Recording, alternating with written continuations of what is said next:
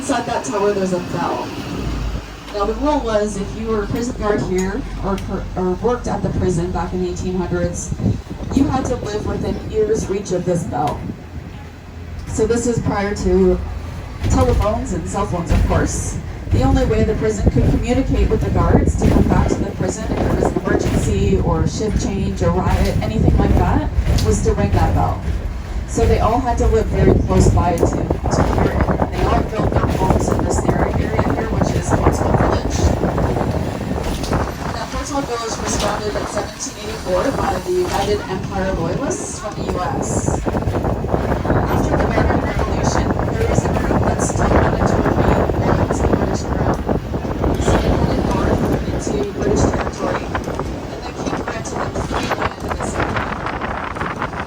So that's how Portsmouth Village came to be. And like I mentioned, this area became much more populated after the town was built because all of the workers did have to live here. So you'll see all of these original homes that were built along this road. Most of them are actually built with fireplaces in the bedrooms. Because even on the coolest winter nights, they would still have to leave their windows open to heat them. Now back in that time period, Portsmouth Village was really a desirable place to live. Nowadays, if you live by water, that's considered a luxury, right? Most people like property on the lake or on the ocean. It's usually more expensive. But back then, it was the complete opposite. If you lived by the water, you were considered property. You were called a river rat. So this area here was not the best place to live. Today, it is a very nice neighborhood. A lot of retirees live in Portsmouth Village, as well as a lot of students starting to move into this area because just past the lights here is St. Mark's College. So a lot of students live in this area now. And this is where I grew up in Portsmouth Village.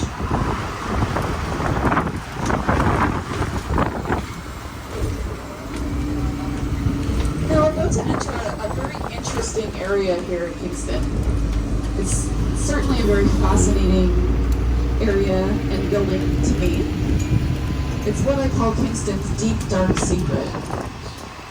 Because it's pretty amazing how many Kingstonians, whether you've lived here for 1 year or your entire life, have never heard of this building.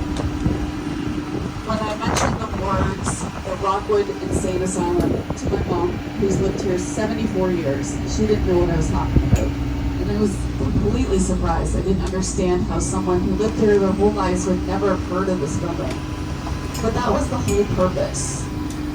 Mental asylums were being built across the world back in the late 1800s with the purpose of being secret, being removed from society. Mental illness wasn't quite understood like it was back then, or like it is today, sorry. They didn't have any research or knowledge about what it meant to be mentally ill, and they certainly didn't have any ways to treat these people. So the point wasn't so much to treat or cure the mentally ill, but rather to remove them from society, hide them, and find ways to soothe and calm them.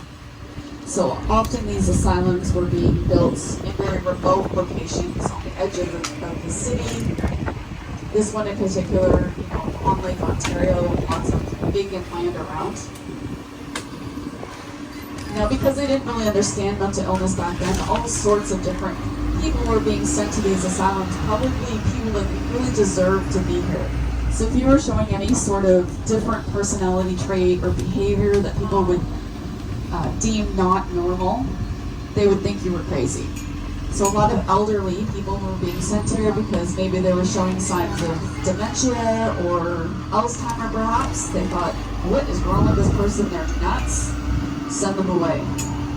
If you had an addiction, people would look at that as something that's not normal. Why is this person having all these problems? Something must not be right with them. They're insane.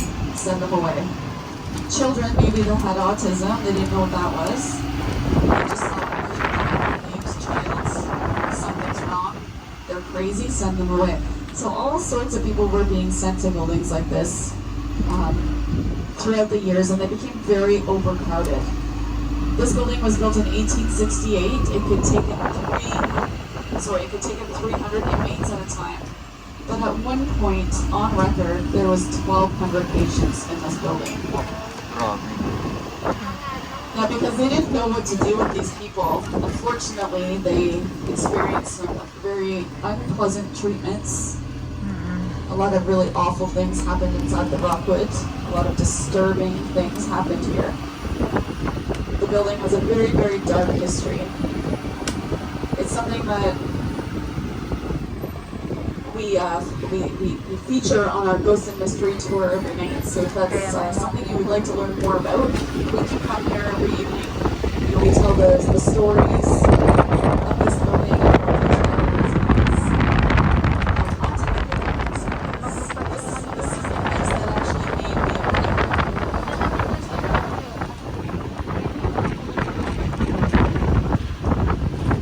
and what closed down in 2000. In the 1960s, they started to transport the patients out of the building into other places in Ontario, and then the hospital was used as a hospital for the mentally challenged for about 30 years, and then it eventually closed right down in 2000. As you can see, it's very heavily secured. As we drove by, you saw the big fencing around it. It's got 24 hours security a day, so you'll often see the security guy patrolling around, making sure nobody's trying to break in. And the reason that is because it's completely full of asbestos. So it's very dangerous. If anyone who does need to go in, they have to wear a full hazmat suit.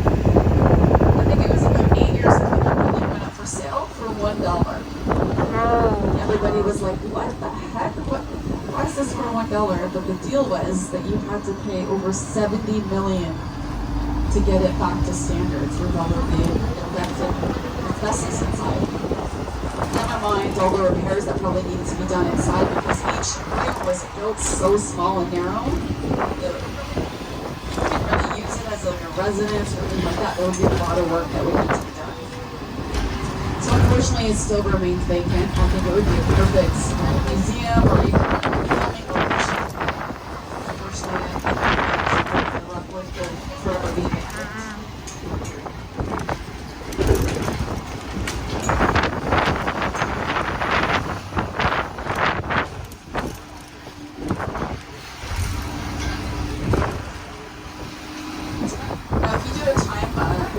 Tours of the Kingston Penitentiary, which is a really interesting tour.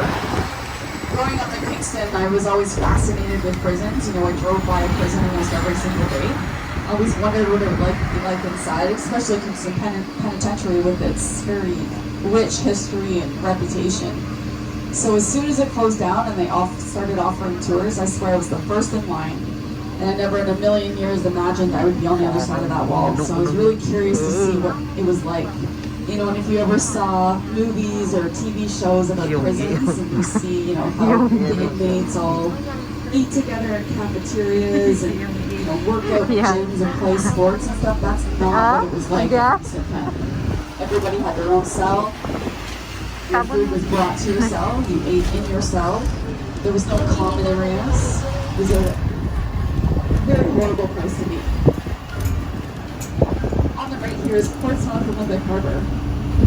This was used in the 1976 Summer Olympics out of Montreal for the sailing events. And it's also where we have our annual sailing competition called Port every August. Kingston's really well known for sailing because we have a very strong winds off Lake Ontario.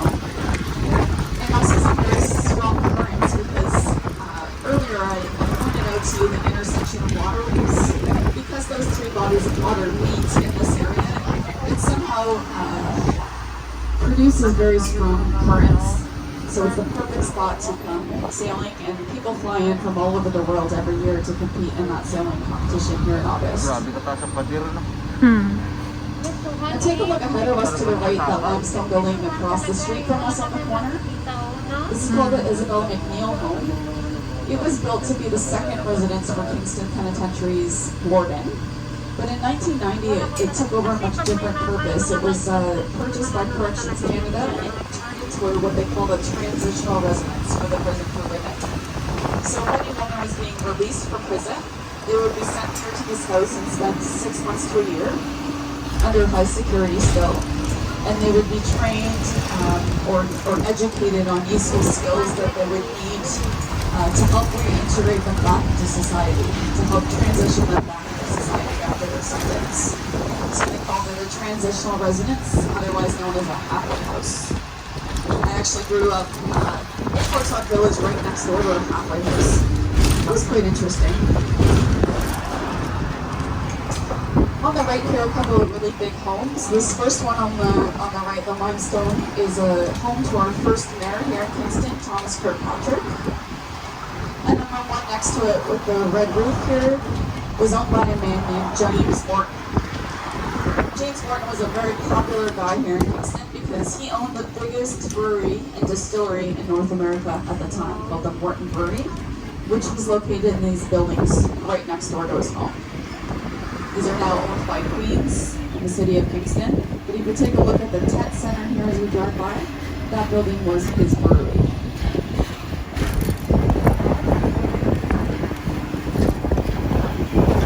On the left-hand side here is the front entrance to St. Mary's of the Lake Hospital. Now let's go back to James Morton for a second. I'm going to tell you a bit more about him. He was very popular, like I said. A lot of the Kingstonians really liked his beer. He owned a lot of different businesses across town. He seemed to be very successful. But when he passed away, his family was actually very surprised to learn that he actually had no money. He was flat broke, and he was in a great deal of debt. So in order to settle all of his debts and pay for his funeral and burial, his family was forced to sell his brewery and all of his beer recipes. And they sold them to the Wilson family in Montreal. So the Morton Brewery then became Wilson Canadian. So that beer is still appreciated here in Kingston.